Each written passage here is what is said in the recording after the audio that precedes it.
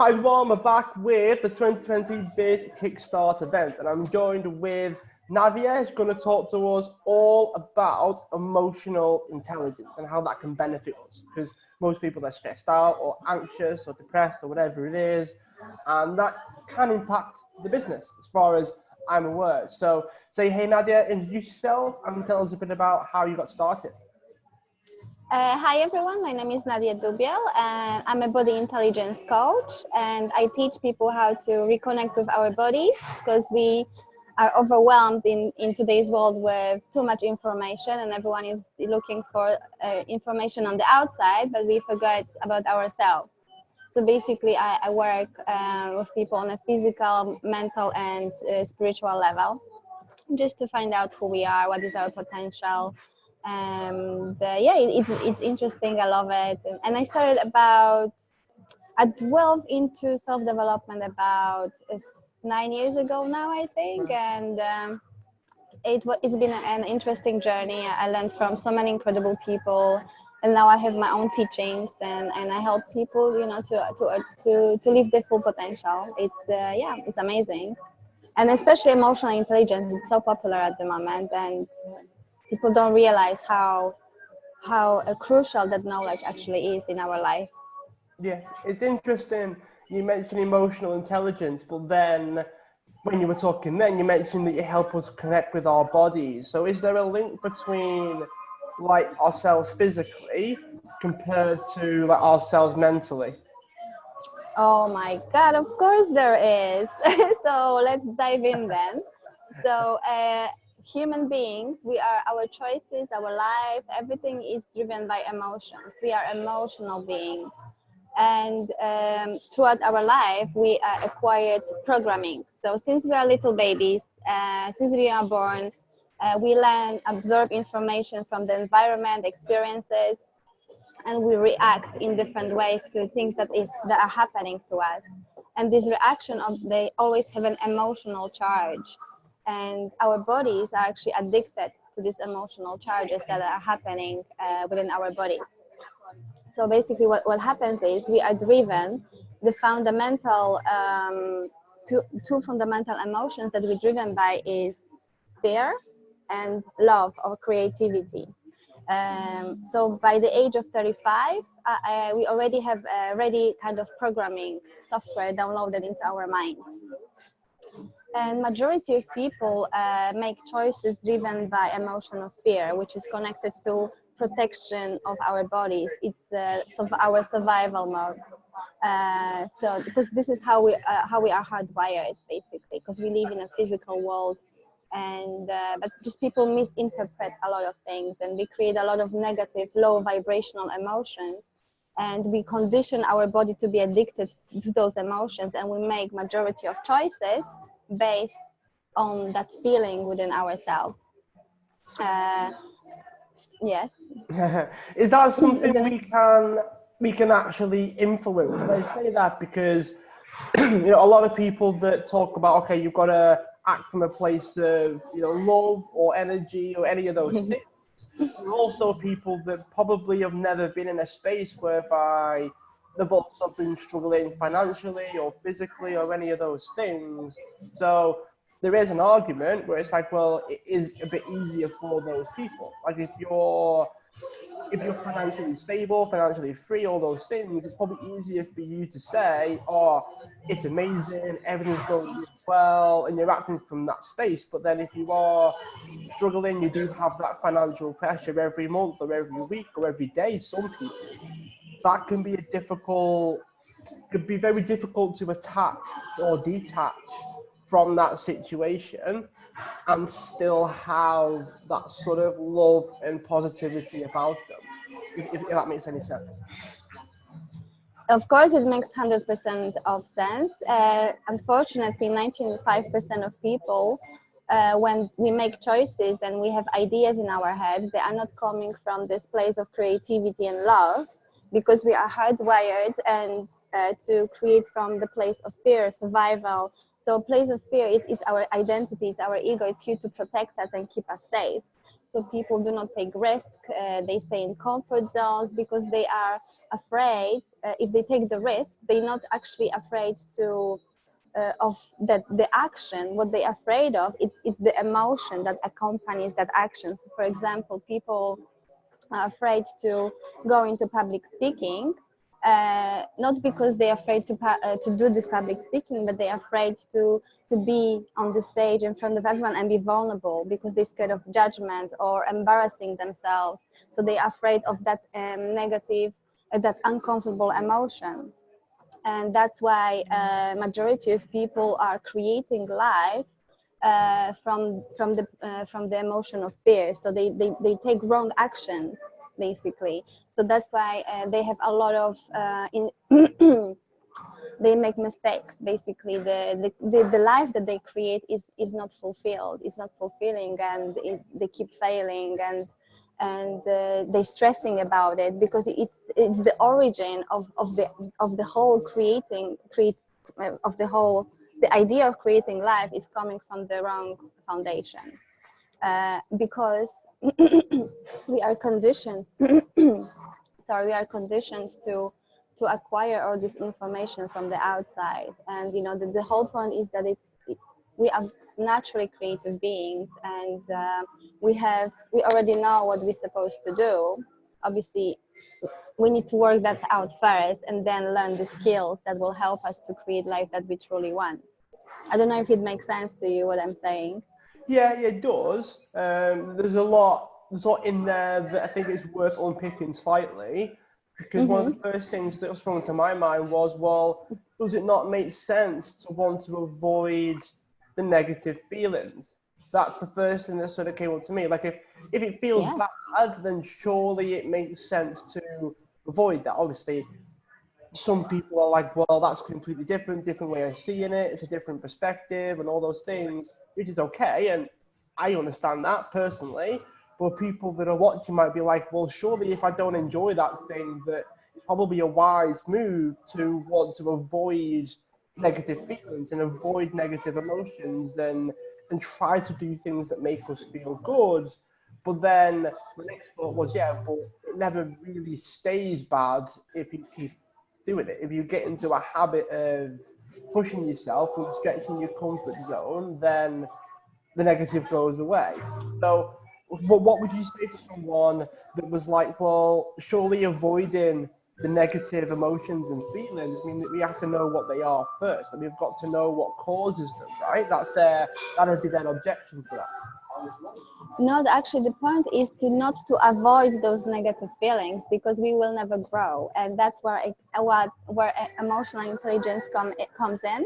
Because emotional intelligence is all our self-awareness about what is happening within us, and basically conditioning ourselves that emotions are part of our life. There's nothing we can do about it, and there is no point controlling it, suppressing it, because that is only gonna make us ill and sick. So that's why a lot of people get frustrated and stuck, because they're unhappy in their life and they're afraid to take action because they're afraid of that negative emotions, and they basically stuck, and they basically becoming depressed or anxious, and they become ill eventually. So this is very dangerous state of mind.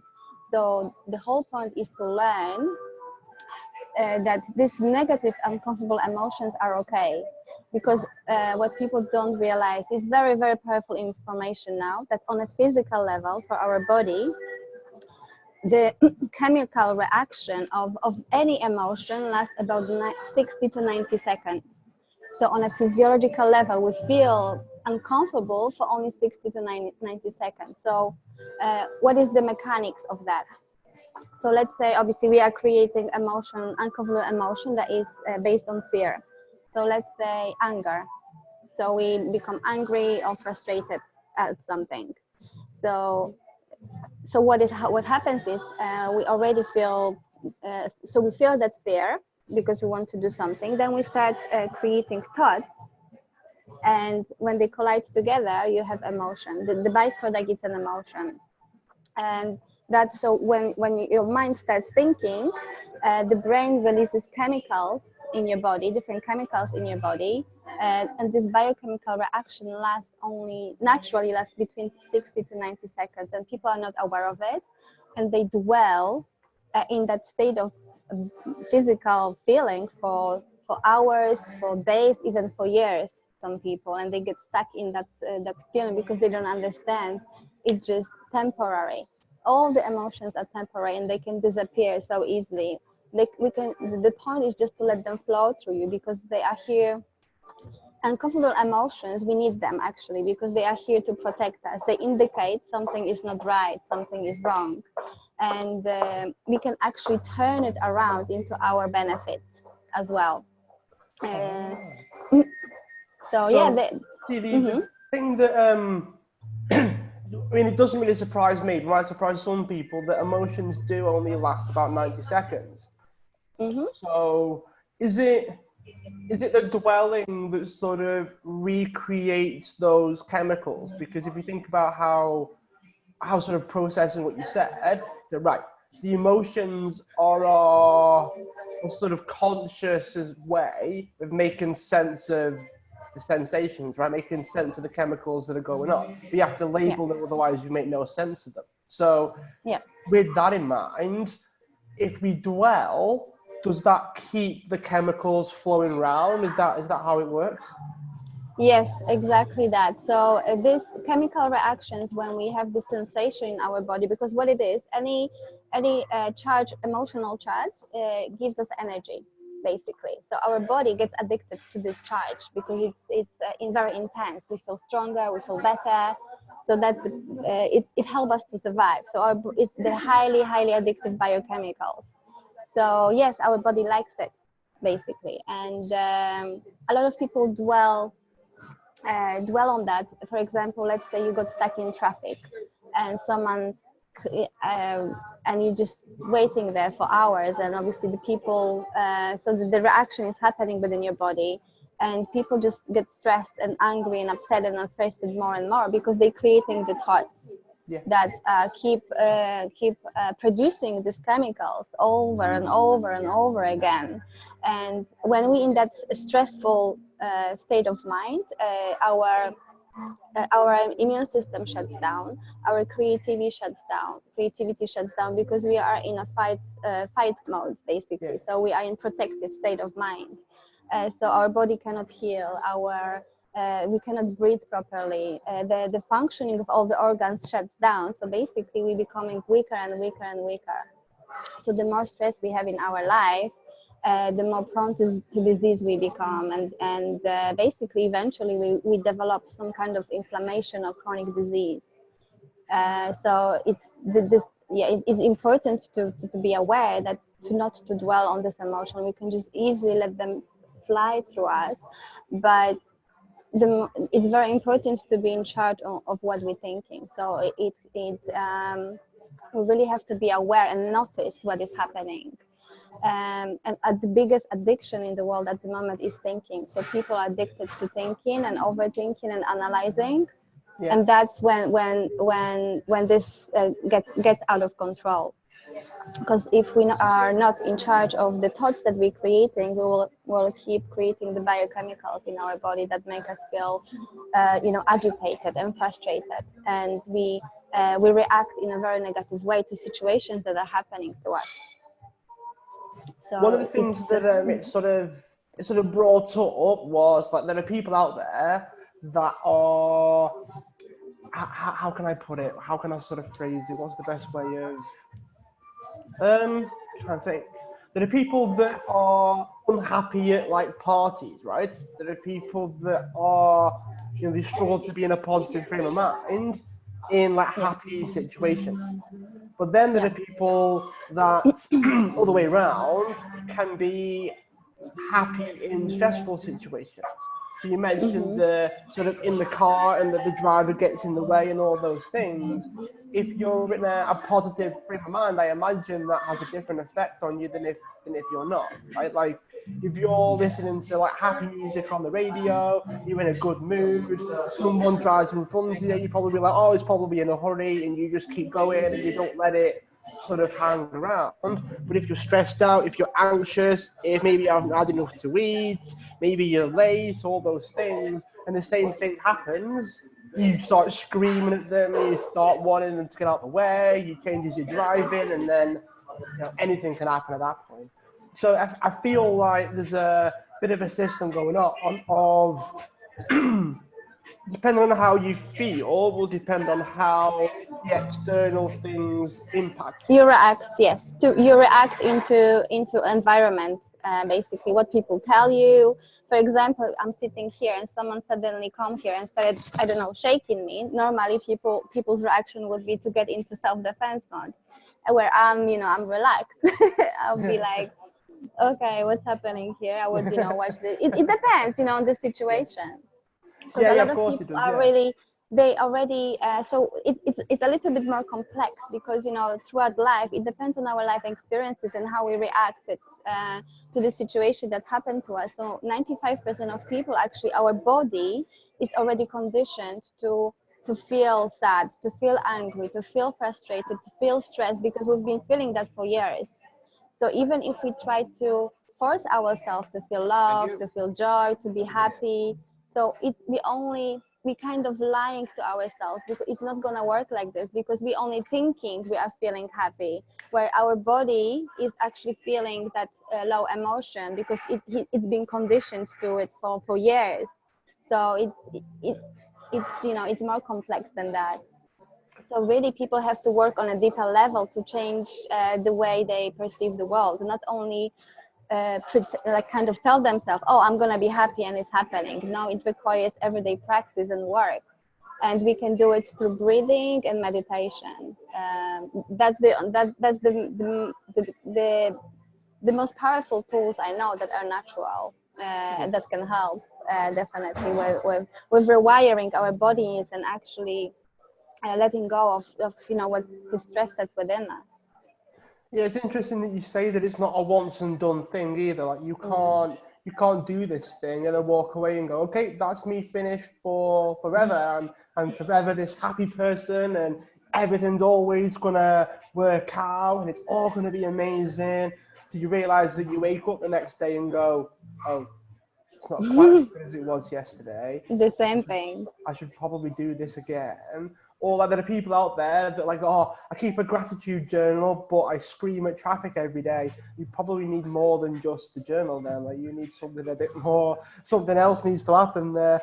When you mentioned that you've got to No. change how you see the world, there are a lot of people that'll be like, how on earth do I do that? Surely how I see the world is how I see the world. And yeah, I understand that everyone sees the world differently, but then, my perspective is my perspective and all those things. And it can bring up a lot of resistance and a lot of, I don't want to say fixed mindsets, the wrong way of putting it, but a lot of people It might be is. thinking, well, how can I change that? Like what? It seems a bit too, not too deep, but it seems a bit too drastic. It seems a bit too like intense to think that it's actually possible.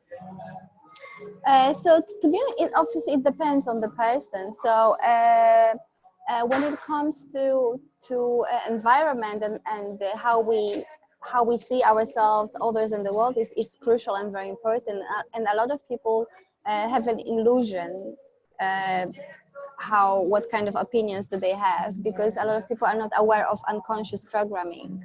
So to be honest, the true opinion that we have about ourselves, others, and the world is coming from our programming, from our belief system, and we make choices and reactions based on that. So it sits on a deep level within us. So we are actually conscious of ourselves only in 5%, according to scientific research.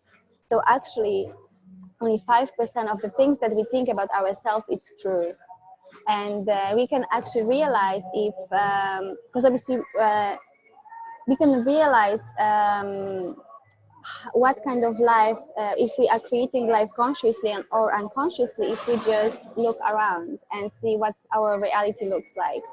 Does our reality looks like as we dream of and as we consciously want it to be, or it doesn't? And if it doesn't, it means that we are creating life unconsciously. And it's it's that's why it's so important to, to go deeper within ourselves to learn. And that's what happens during meditation. So when we meditate, or we kind of have this time for self-reflection, we learn about ourselves, because we are, all the unconscious thoughts are appearing in our mind. So when we find that peaceful environment, we can actually learn what's wrong with us and what to change. And that's how we can rewire our body. That's why visualization will never ever work, because you're only imagining things that are not true, that are not real, and you are not. So you have to work on a deeper level. So you're only thinking this is happening, but your body and your subconscious mind is not involved in that process. Yeah, I think it's worth it's worth just clarifying something as well, because when you mentioned meditation, you mentioned that you found out what's wrong with you, and so that you can sort of fix it. And I want you to give you the chance to defend it or not defend it, because there are a lot of people that speak about it, and a lot of people say, oh, well, it's not that there's anything wrong with you, but there's a difference between you being wrong and things being able to improve. Like, I don't think there's anything wrong with me, but that doesn't mean there's anything that I can't tweak or improve or get better at. So I think there's a different way. I think that sort of depends. I just want to give you the chance to sort of because the people watching going, does that mean there's something wrong with me if I meditate and, oh, no. and it makes people feel awful then? So I thought I'd give you the chance to sort of not justify it, but sort of go a bit deeper into what people might find or discover or remember. As a lot of people use the word remember these days. It's quite interesting. When people start meditating, because I don't want people to walk away and go, she says there's something wrong with me. Every time I meditate, there's something going on. So I thought I'd just give you the chance to go a bit deeper into what people might experience when they start to meditate. Yeah, so there are different levels of meditation. So what I'm talking about is more of like a mindfulness. So there are different levels and steps. But basically, a lot of people are afraid to be by themselves and on their own, because they think that it's boring. And we surround ourselves with mobile phones. We're doing courses, we're meeting friends all the time, and we never find that time for ourselves. So the first step is to really, find that peaceful environment with no distraction. So it's important that when you will meditate, put your phone away, put it on silent. And then when you sit down, of course, I'm not saying that, if something is wrong with you, but what happens during meditation, you learn about yourself from a deeper perspective. And 95% of people have negative thoughts and negative programming. So obviously that might seem scary for a lot of people when it happens. So you might have, so it's really important when you do that to actually stay and listen and learn about yourself, because for example, when you meditate and you keep thinking about your phone, it's an indication that you're addicted. If you keep thinking about, I don't know, some painful experiences, it means that this experience is still within you. So any sorts of thought that will come through you, it's very important, because that's the only way you can actually learn what's happening within you, and how you can change it. And it's some of it, Very interesting point as well, because when I first started meditating, you're probably able to speak to this. When I first started meditating, I used to get pains in my knees, and I used to get pains in like my hips because I was sat down, and I sort of do it all that way. And I thought, oh, okay, let's see if I could change my exercise that I do in the gym, or maybe I don't cycle as often, or maybe I'd be a bit more aware of what I do in the gym so that my knees are a little bit safer, right? So I did. So I listened to what was happening. I realized that there was something going on. I wasn't exercising, because I'm normally quite good in the gym, but sometimes it can get a bit intense and I do let things go. And it was like, oh, that's probably why like that happens. That's why like my back might hurt after a difficult session in the gym or whatever it was. So I think that sometimes like that's quite a subtle one, right? It's quite a straightforward one to sort of recognize. And the whole mobile phone thing, I imagine, being quite popular these days. And, oh, have I got text messages? No, turn your phone off. So I think that there's a lot of people that might experience that.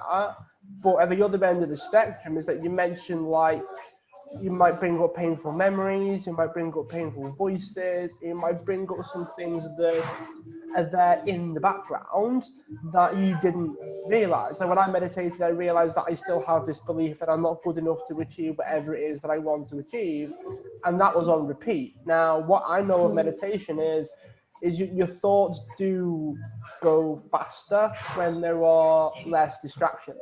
That's why people can go to sleep, right? That's why I used to struggle really hard to sleep. And that was because my head was just throwing all kinds at me. The meditation gave me the chance to experience that while I was awake, if that makes sense. So it's an interesting sort of story that you built up around it, because then people will judge it, won't they? People will listen to it and go, oh, I'm such a horrible person. Why on earth did I think those things? Or why on earth do I feel this way? And my own experience of that is sometimes you've got to let go of the self-judgment and you just got to let it happen. What would your thoughts be on that?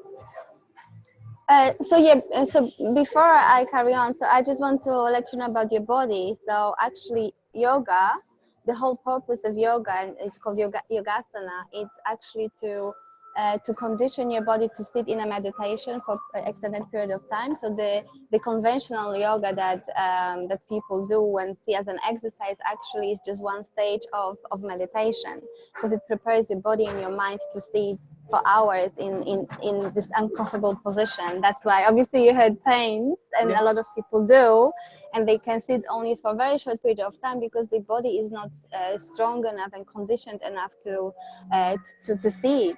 But even 10-15 minutes is fine. But yeah, but when it comes to thoughts, sorry, what was your question again? Sorry, I think I forgot about it. Well, I sort of shared my own experience of, like, when I first had those thoughts and feelings and stories and things, I started to judge the fact that I had them. So I started to not like the fact that I thought those things, or thought, oh, I thought I got over this, or I thought it wasn't there anymore, when in fact it was. And I started to be very self-critical about what was going on. And that's something that can happen to a lot of people. We are very self-critical, I guess, in a lot of ways.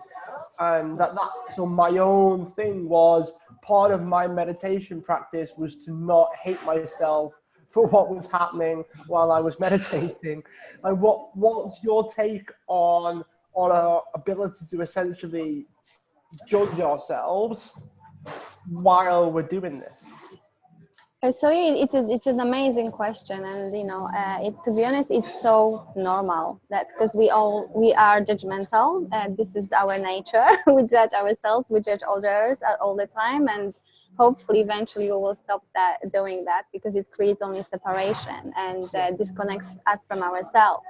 And this negative thoughts about ourselves are completely normal. And to be honest, I'm sure you've heard of a saying that the truth will hurt, but it sets you free at the end.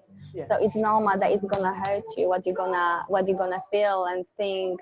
The point is to not to get attached to that, but work out what can I do to change it, because it's a lesson for you. It's an indication from your body and your mind to tell you that there's something that you should let go of yourself and change it. So just sit with it and just go deeper with it. Why am I feeling this way? Why do I have such a negative opinion about myself? Because if you don't do that, you're just going to cover it up, but it's still going to be within yourself. So your subconscious mind will have that unconscious negative limiting belief about yourself. So you won't be able to create a life that you truly want if you have negative beliefs about yourself. So it's a powerful thing to learn and know actually what do I believe about myself, instead of suppressing it and pretending I'm perfect, and then put a fake photo on Instagram, on a post on Facebook that is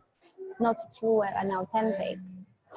And I think a lot of people struggle with meditating, and my own my own sort of suggestion for people is, if you don't judge the journey of it, because everyone's journey is different. Everyone's going to lie there or sit there or lotus position on top of a flower or whatever the case is, and they're all going to. Oh, hello.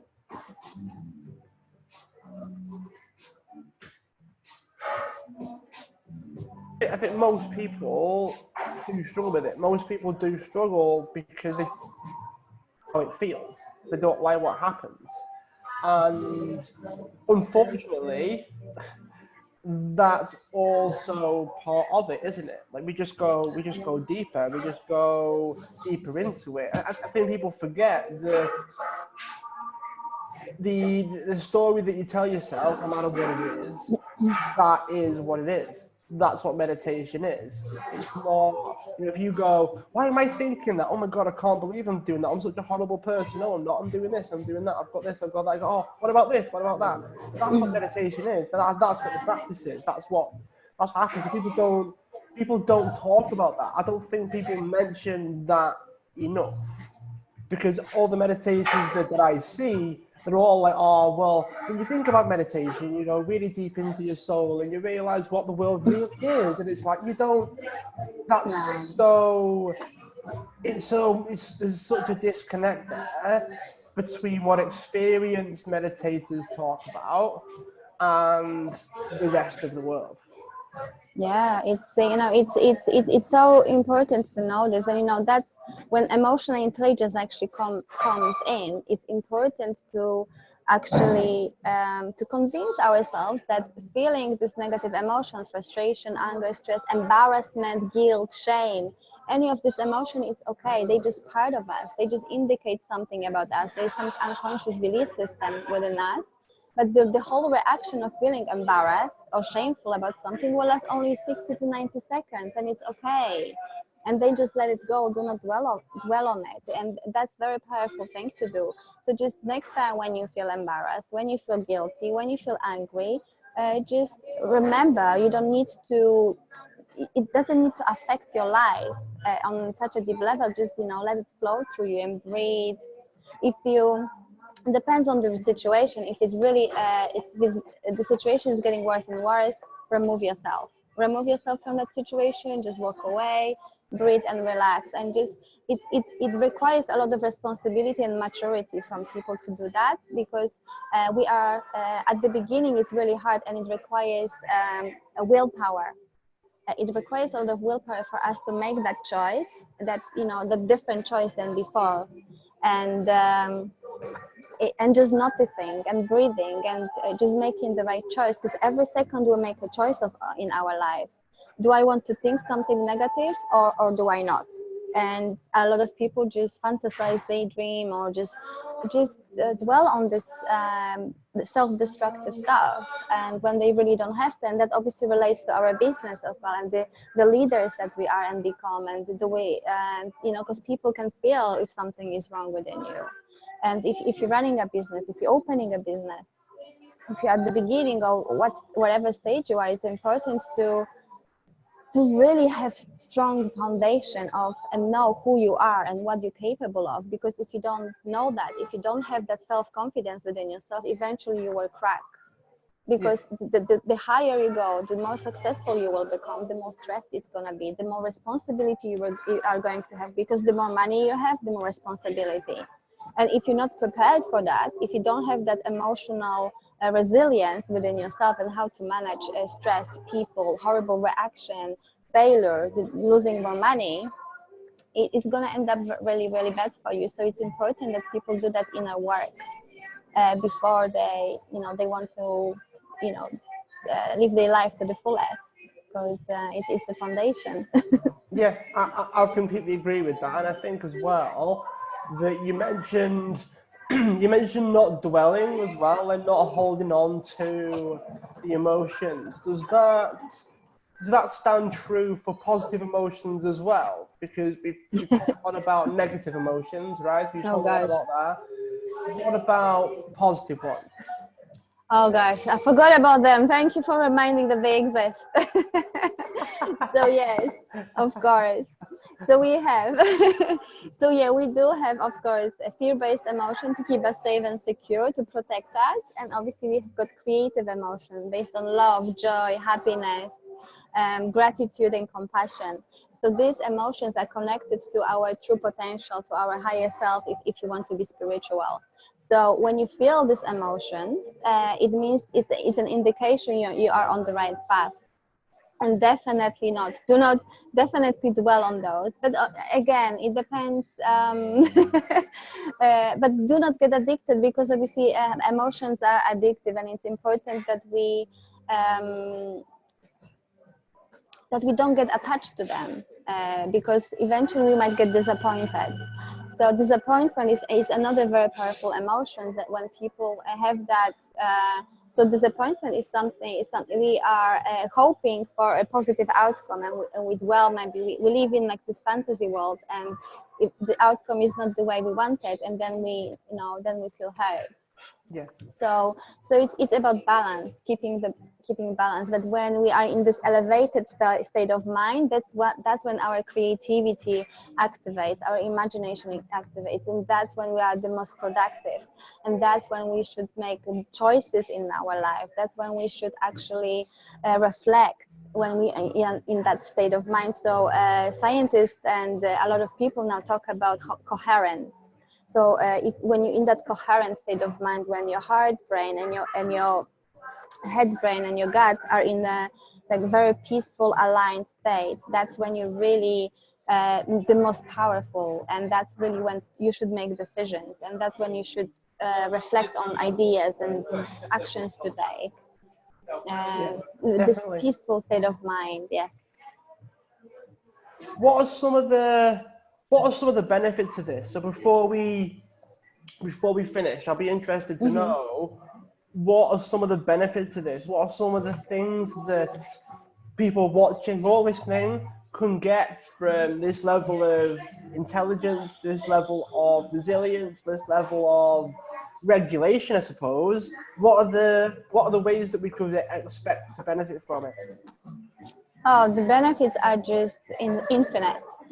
First benefit is in self-confidence. A lot of people lack in self-confidence, and when we have that emotional resilience, when we are that self-awareness, when we actually know that embarrassment, judgment, shame, feel, anger, all of these uncomfortable emotions is just 90 seconds reaction within our body. It's not going to stop us actually to take action. So people will be more confident in taking action and making empowering choices. So we kind of start learning about ourselves and our full potential, because we will take more action. We will, and that is connected to procrastination. People procrastinate. So the true reason behind procrastination is fear. Yeah. People procrastinate because they are scared to do something. So when we know there is no, it's just a temporary action. If we fail, or if we embarrass ourselves, or if we make a mistake, it's fine. People will stop procrastinating. People will be more creative. People will start taking action. Will be self-confident. We're gonna have more self-belief, and we actually will start feeling joyful, happy, fulfilled. Because these negative, low emotions will not be part of they won't have such a deeper meaning to us anymore. And the fear, the programming based on fear will stop disappearing from our life, and we'll become naturally more creative and more powerful people. So it's important. The emotional intelligence is so incredible and so powerful. Yeah, it definitely feels like a tool almost that we can use. It feels like something where you can say, right, I don't want to feel this way. I want to feel this way because I make better decisions and take more actions when I feel this way.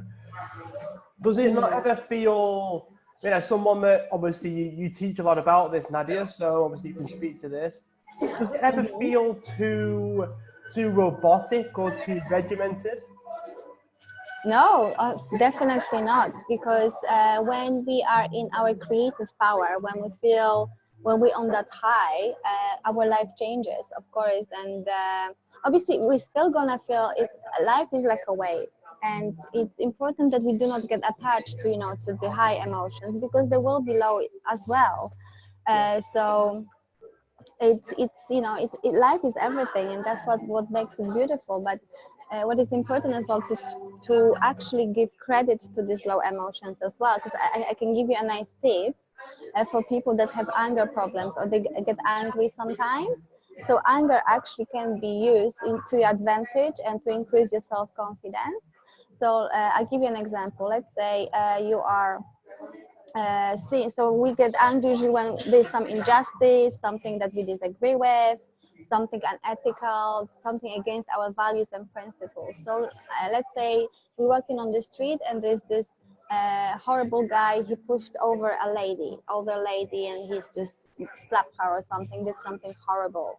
So instantly the reaction is that you get angry. So, and the key is to be aware that you're getting angry, and do not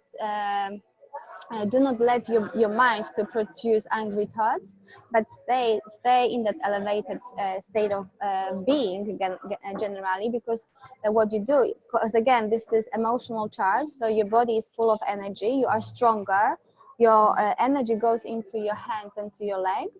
You feel more confident, and you kind of in a higher state of mind when you're angry, and you can use that state of mind to protect that lady. And you can use that in any situation for example, when someone will tell you something horrible, something judgmental, something will treat you like a pushover. When you get angry, instead of going into some kind of dramatic mode, when you keep anger under control, you can use it to protect yourself or to protect another person. So negative emotions, low emotions are not that bad. We can use them to our advantage as well. Cool. It's really, really Incredible. interesting that you bring that up as well. I like Yeah. how, because there are a lot of people that use anger in things like sport and things, don't they? It's, I play better when I'm angry. Bit of a weird thing that some people do. Yeah. Yeah. Yeah, no, really cool. Yeah. Where can people find out more about you, Nadia, if you wanted to learn more about this and get to know what you're up to? The easiest way to contact me is through Facebook at the moment. My website is under construction. On LinkedIn as Nadia Dubiel, Facebook Nadia Dubiel at the moment, or just get in touch, ask any questions. I love to chat to people and give advice and share information, and just help people in general. This is my life mission, and I love that. I love making people aware of our true potential. All right, Nadia, well, it's been awesome. We don't have anyone live to ask any questions, so we will finish. It's been great to chat to you, and I look forward to keeping in touch. Thank you so much again for bringing me on board and asking me these wonderful questions and just sharing that. You're amazing. Thank you. Thank you, No problem. Michael. Well, this